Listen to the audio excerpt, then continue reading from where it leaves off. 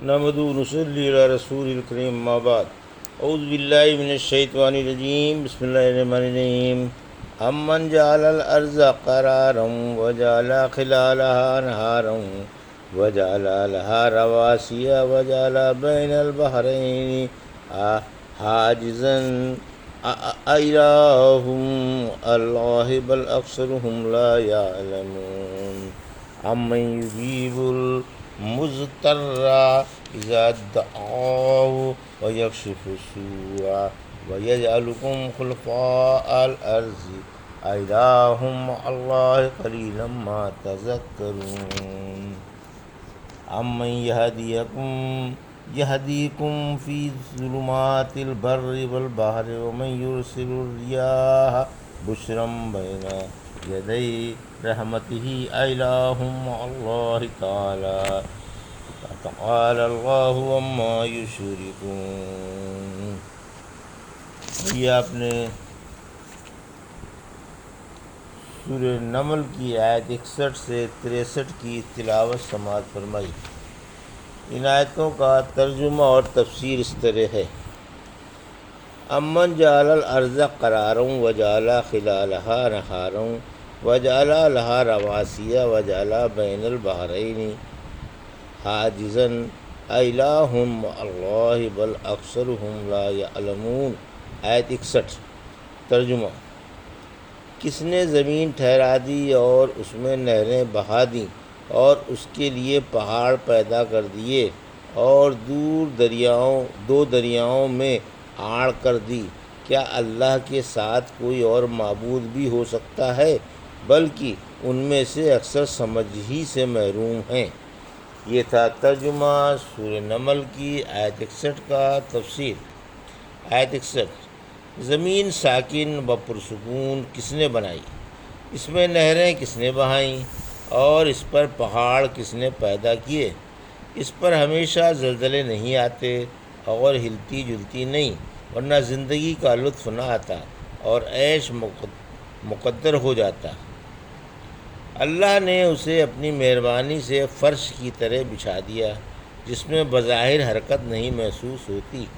سورہ غافر کی آیت 64 میں فرمایا، اللہ ہی نے تمہارے لیے زمین کو پرسکون فرش بنایا جس کی چھت آسمان ہے۔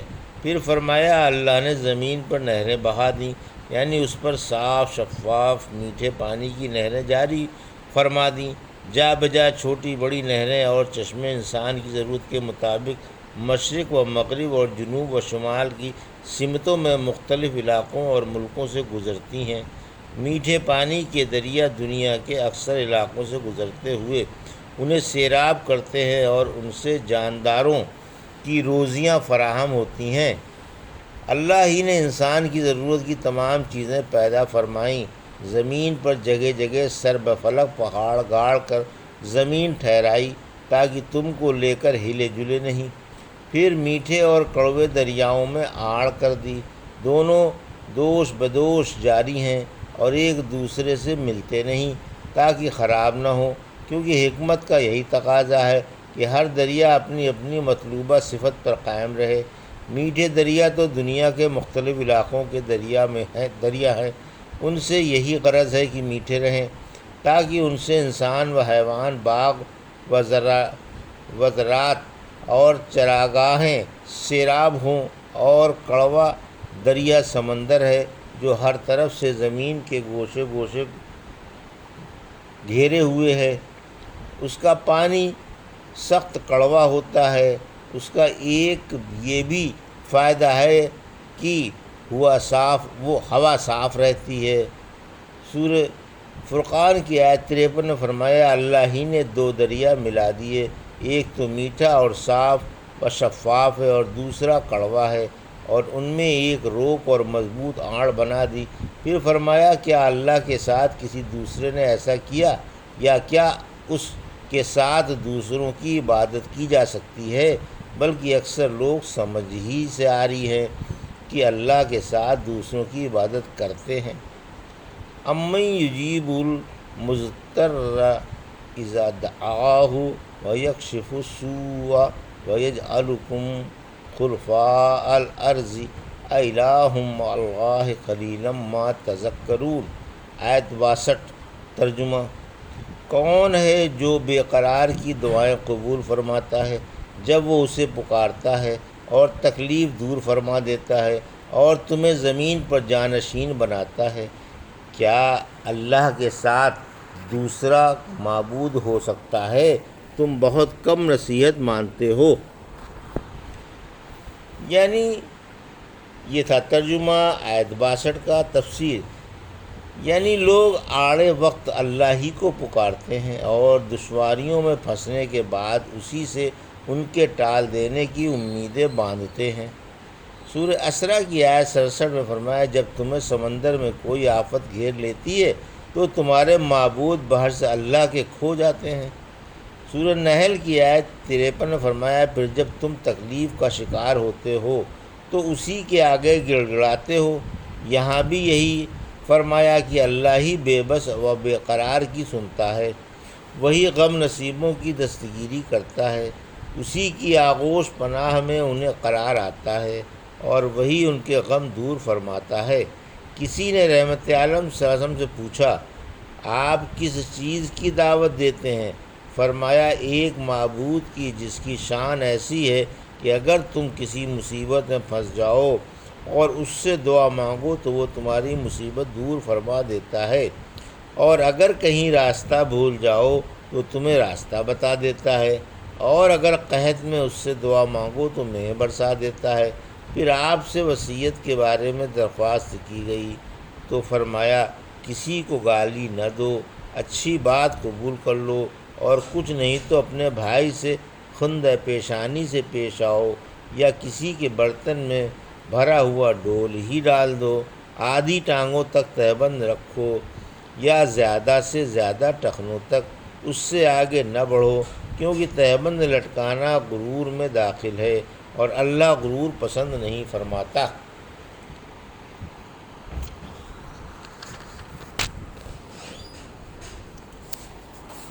پھر فرمایا، وہی تم کو ایک دوسرے کا جانشین بناتا ہے، بیٹے باپوں کے اور پچھلے پہلوں کے جانشین بن جاتے ہیں، یہی سلسلہ قیامت تک جاری رہے گا۔ سورہ انعام کی آیت 133 میں فرمایا، اگر وہ چاہے تو تمہیں ختم کر دے، اور جسے چاہے تمہارے بعد تمہارا جانشین بنا دے، جیسے تمہیں پیدا کیا۔ سورہ انعام کی آیت 165 میں فرمایا، اسی نے تمہیں دنیا میں جانشین بنایا اور بعض کے درجے بعض پر بلند فرمائے۔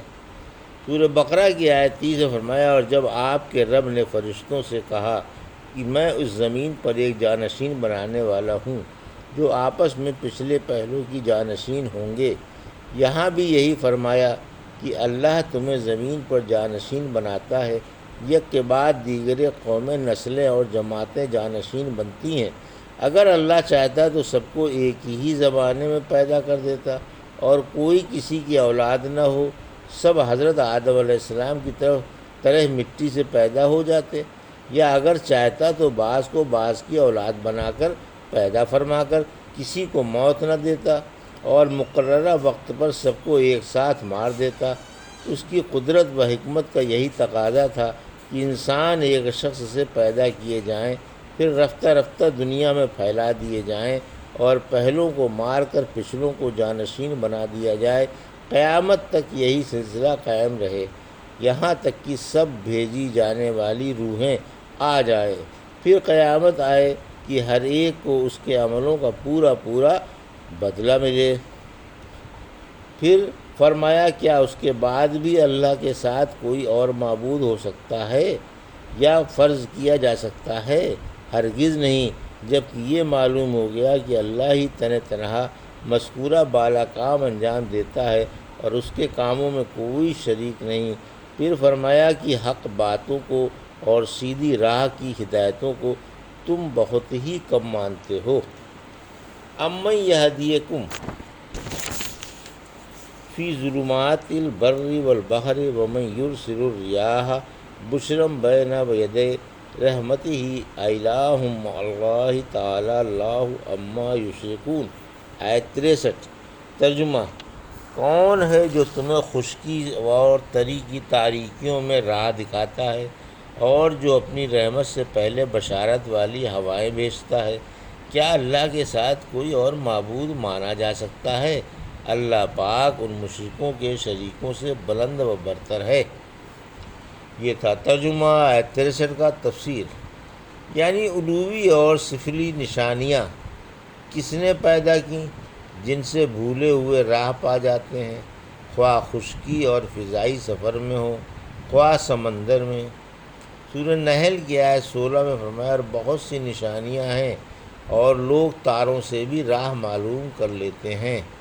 سورہ انعام کی آیت 97 میں فرمایا اللہ ہی نے تمہارے لیے تارے بنائے تاکہ ان سے خشکی اور تری کی تاریکیوں میں راہ پالو۔ پھر فرمایا کہ مے سے پہلے بشارت والی ہوائیں وہی چلاتا ہے اور خشک علاقوں پر وہی مہ برساتا ہے۔ کیا اب بھی اللہ کے ساتھ دوسرا معبود مانا جا سکتا ہے؟ ہرگز نہیں۔ اللہ تمام شریکوں سے بری، علیحدہ اور بلند و بالا ہے۔